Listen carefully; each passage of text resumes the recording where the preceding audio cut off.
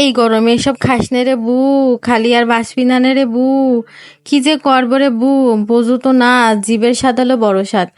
এখন কি আর করব, জানি যে গরমে খাওয়া আসলে ঠিক না, কিন্তু না খাইও পারি না। এত সুন্দর জিনিস সামনে আসলে কি না খেয়ে পারা যায়? এত সুন্দর তুলতুলা হইছে রান্নাটা, আর পারফেক্ট একদম অথবা নেহারি রান্নার রেসিপি আপনাকে সাথে শেয়ার করতে চলে আইছি। আসলে কি এই নেহারিটা কিভাবে, অনেকেই কিন্তু রান্না করতে পারে, আবার অনেকেই পারে না। তো হচ্ছে যারা পারে না সেই সব আফাকের জন্য আজকে রেসিপিটা শেয়ার করব ভাবলাম। তো কয়েকদিন ধরে আমার সোয়ালটা হচ্ছে নেহারি খাওয়ার জন্য খুব বায়না ধরেছিল। ছেলেতে খাতি চাইছে, বাপের কি আর মাথা ঠিক আছে, দৌড়ে যে চলে গেছে পা কিনতে।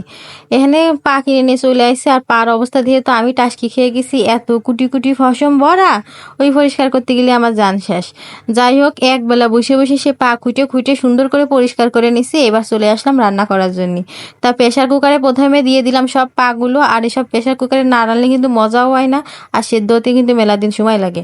যাই হোক, এরপরে দিয়ে দিলাম পেঁয়াজ, আস্ত 10-12টা শুকনো জাল, তারপরে দিয়ে দিলাম এলাচ, দারচিনি, তেজপাতা, দিয়ে দিলাম আদা বাটা, রসুন বাটা, জিরে বাটা, তারপরে দিয়ে দিলাম হচ্ছে স্বাদ মতো লবণ, দিয়ে দিলাম সয়াবিন তেল বেশ খানিকটা, আর দিয়ে দেবো হচ্ছে গরম মশলা, দারচিনি বাটা। তো সেটাও 1 চামচের মতো দিয়ে দিছি, আর দিয়ে দেবো আবার সামান্য একটু পরিমাণে হলুদ, মানে 1 চামচের একটু কম কম দিছি। তারপরে 1 চামচ দিয়ে দিলাম হচ্ছে শুকনো জলের গুঁড়ো। হলুদটা একটু খুবই কম দিছি, জাস্ট একটু কালারটা আসবে সেই জন্যে। তো তারপরে এই যে ভালো করে কিছুক্ষণ কষাই নিয়ে পরিমাণ মতো পানি দিয়ে এবার দিয়ে দেবো সিটি।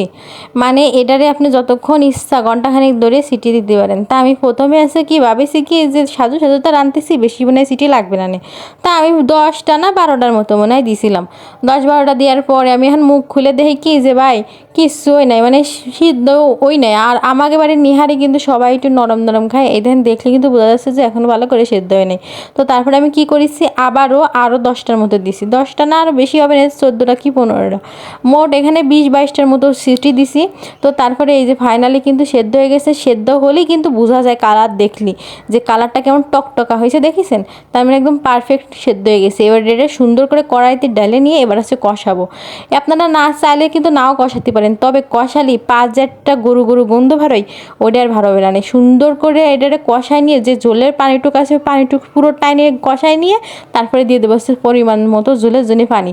মানে যেরকম জল খাবেন, যে যা দিয়ে খাবেন সেই অনুপাতে জলটা রাখতে হবে। যদি বাদ দিয়ে খান তাহলে কিন্তু বেশি জল ঢালার দরকার নাই। আর আমরা হচ্ছে রুটি দিয়ে খাবো, আমরা নিহারি রুটি দিয়ে ছাড়া খাই না, আসলে বাদ দিয়ে আমরা কেউ পছন্দও করি না। তো রুটি দিয়ে যেহেতু খাবো একটু পানির পরিমাণটা বেশি দিছি। আর এই পাশে চলে আসেন, আর একটু কাজ বাকি আছে। এখানে আছে তেলের পরে দিয়ে দিলাম 4-5টা শুকনো জাল ফাইড়ে, সুন্দর একটা সেন্ট ভরাবে না। আর দিয়ে দিলাম বড় বড় 3টে পেঁয়াজ আর 2টে রসুন। এবার এইগুলোরে হচ্ছে ভালো করে তেলের পরে ভাজে নেব। নিয়ে দিয়ে দিলাম অল্প একটু জিরে। এই জিরেটা যখন সুন্দর একটা বাজা বাজা সেন্ট ভরাবে, এই মিশ্রণটা ঢাইলে দিয়ে দেবো হচ্ছে নেহারির উপরে। আর এইভাবে দিলি এত সুন্দর একটা ফ্লেভার বের হয়, দেখতেও যেরকম সুন্দর হয়, খাতেও কিন্তু সেই টেস্ট লাগে। ওই যে পেঁয়াজ ভাজা, ঝাল ভাজার একটা সেন্ট, ওইটারে খুব সুন্দর, এটারে মানে কি বলবো, খাতে কিন্তু দারুণ লাগে। তো তারপরে যে বললাম না রুটি দেখাবো, তো তারপরে রুটি বানিয়ে নিলাম ঝটপট করে। 3জনে একবারে বসে পড়লাম রুটি মুটি নিয়ে সাথে। আর এই যে দেখুন ফাইনালি কিন্তু আমার পা রান্না পুরোপুরি কমপ্লিট।